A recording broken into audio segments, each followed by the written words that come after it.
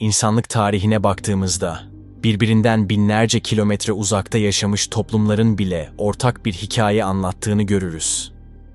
Sümer tabletlerinden Anadolu efsanelerine, Mezopotamya kayıtlarından Çin mitlerine kadar uzanan bu hikayenin merkezinde tek bir olay vardır. Büyük tufan. Bu anlatıların neredeyse tamamında aynı unsurlar tekrar eder. Gökyüzünden aralıksız yağan yağmurlar, yeryüzünü tamamen kaplayan devasa su kütlesi, bir adamın yaklaşan felaketi önceden öğrenip büyük bir gemi inşa etmesi ve sonunda geminin yüksek bir dağın üzerine oturması, hikayelerin dili değişir, karakterlerin isimleri farklılaşır. Fakat anlatının özü aynı kalır. Bu durum tarihçiler için yıllardır merak edilen bir konudur. Birçok insan, bu kadar farklı kültür, aynı olayı nasıl anlatıyor sorusunu yöneltir. Bu benzerliğin nedeni gerçekten yaşanmış bir olay olabilir mi? Yoksa insanlığın ortak korkularının ve hayal gücünün ürünü olan mitolojik bir anlatı mı? Bu sorular uzun yıllar tartışıldı. Ancak özellikle tek bir bölge bu tartışmaların odağı haline geldi. Doğu Anadolu.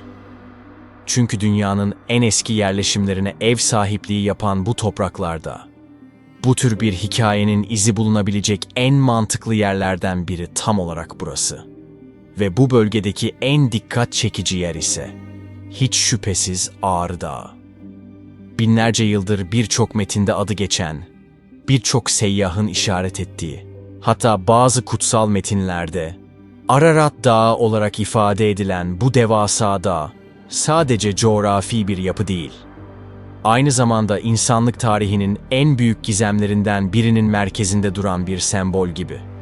İşte bu yüzden, tufan anlatılarının gerçek olup olmadığını anlamak isteyen herkesin gözü, ister istemez Ağrı Dağı'na yöneliyor. Çünkü bu dağın eteklerinde ve içinde bulunan bazı yapılar, büyük bir tartışmayı yeniden alevlendirmiş durumda.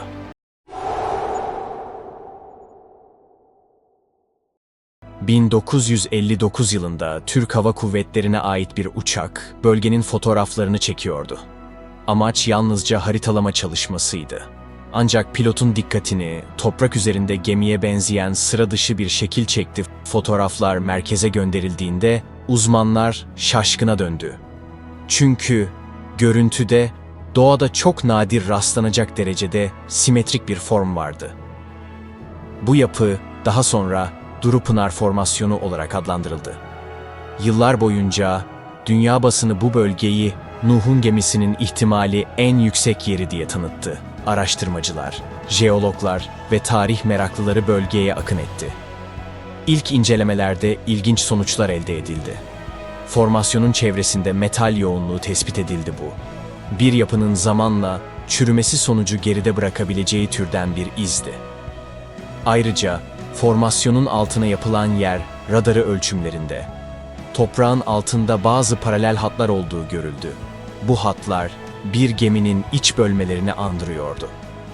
Dahası, formasyonun dış hatları, rastgele oluşmuş bir taş yığından çok, insan eliyle şekillendirilmiş bir gövdeye benziyordu bu bulgular. Yıllarca dünya genelinde tartışıldı. Kimileri bunun tamamen doğal bir jeolojik oluşum olduğunu savundu. Erozyonun ve toprak hareketlerinin benzer şekiller oluşturabileceğini söyledi, kimileri ise bu şeklin doğanın tesadüfen oluşturamayacağı kadar düzenli olduğunu dile getirdi. Ancak bilim her zaman daha fazla veriye ihtiyaç duyar ve o veriler yıllar sonra yeni teknolojiyle yeniden elde edilmeye başlandı. Böylece tartışma ikinci kez alevlendi. Bu kez yalnızca yüzeydeki şekil değil, dağın iç yapısı da gündeme girdi. Son yıllarda gelişen yer radarı teknolojisi sayesinde dağın iç yapısı çok daha detaylı incelenmeye başlandı. Daha önce bu tür bir cihazla taranamayan noktalar artık katman katman görüntülenebiliyor ve bu teknoloji Ağrı Dağı hakkında oldukça şaşırtıcı bir sonuç ortaya koydu. Dağın belirli bir bölgesinde yaklaşık 8 ila 12 metre genişliğinde uzun ve son derece düzenli bir boşluk tespit edildi. Normal koşullarda doğadaki boşluklar düzensizdir, kıvrımlıdır çatlaklarla doludur. Rastlantısal bir yapıya sahiptir. Fakat bu boşluk, sanki düz bir duvar boyunca uzuyormuş gibi düzgün bir çizgi izliyordu. Bu durum, bilim insanlarının dikkatini çekti. Çünkü böyle bir boşluk, doğal süreçlerle açıklanması zor bir yapıya işaret ediyordu. Boşluğun simetrik olması, duvarlarının neredeyse paralel görünmesi ve radar sinyallerinin bazı bölgelerde çürümüş organik malzemeye işaret etmesi. Burada bir yapı olabilir mi? Sorusunu yeniden gündeme getirdi. Eğer bu bir yapıysa, bu yapının kim tarafından, ne zaman ve hangi amaçla inşa edildiği bilinmiyor. Bölge tarih açısından oldukça zengin. Fakat bilinen hiçbir uygarlık, Ağrı Dağı'nın bu kadar yüksek bölgelerine büyük bir yapı inşa etmiş değil. Bu yüzden araştırmacılar iki ihtimal üzerinde duruyor. Birincisi, burada tarih öncesi bir uygarlığa ait bilinmeyen bir yapı olabilir. İkincisi ve en çok tartışılan ihtimalse, bu boşluk tufan döneminde karaya oturmuş büyük bir yapının, yani Nuh'un gemisinin iç gövdesine ait olabilir.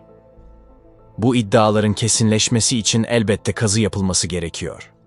Fakat hem dağın yüksekliği hem de bölgenin askeri statüsü kazı yapılmasını oldukça zorlaştırıyor.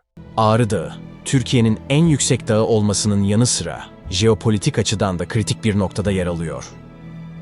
Dağın geniş bir bölümü askeri yasak alan içinde kalıyor. Bu nedenle büyük çaplı arkeolojik kazılara izin verilmiyor. Ayrıca dağın zirveye yakın bölgeleri, yılın büyük kısmında kar ve buzla kaplı olduğu için uzun süreli çalışmalar yapmaya uygun değil, jeolojik açıdan da riskler bulunuyor. Dağ volkanik kökenli olduğu için kazı sırasında oluşabilecek çökmeler veya gaz boşalmaları ciddi tehlike oluşturabilir. Tüm bu sebeplerle araştırmalar şimdilik yalnızca yüzey taramaları ve yer radarı ölçümleriyle sınırlı. Ancak elde edilen veriler tartışmayı canlı tutmaya yetiyor. Çünkü bir yanda toprak üzerinden görülen gemi formu, diğer yanda dağın içinde tespit edilen düzenli boşluk bulunuyor. Bu iki veri birleştiğinde soru daha da güçleniyor. Ağrı Dağı gerçekten tarihin en eski anlatılarından birini saklıyor olabilir mi? Elbette şu anda kesin bir cevap yok. Ama kesin olan bir şey var. Bu gizem çözülene kadar insanlığın aklında hep aynı soru kalacak. Çünkü böyle bir bulgunun doğrulanması yalnızca dini bir anlatıyı değil, aynı zamanda insanlık tarihinin başlangıcına dair düşüncelerimizi de kökten değiştirebilir. Siz de bu konudaki fikirlerinizi yorumlarda yazmayı, videoyu beğenip kanala abone olmayı unutmayın. Nuh'un gemisi gerçekten Ağrı Dağı'nda olabilir mi? Belki de cevabı bulmak için teknoloji biraz daha gelişmeli. Şartlar biraz daha uygun hale gelmeli. Ama o güne kadar dağın eteklerinde süregelen bu sessiz gizem, insanlığın en büyük sorularından biri olarak varlığını sürdürecek.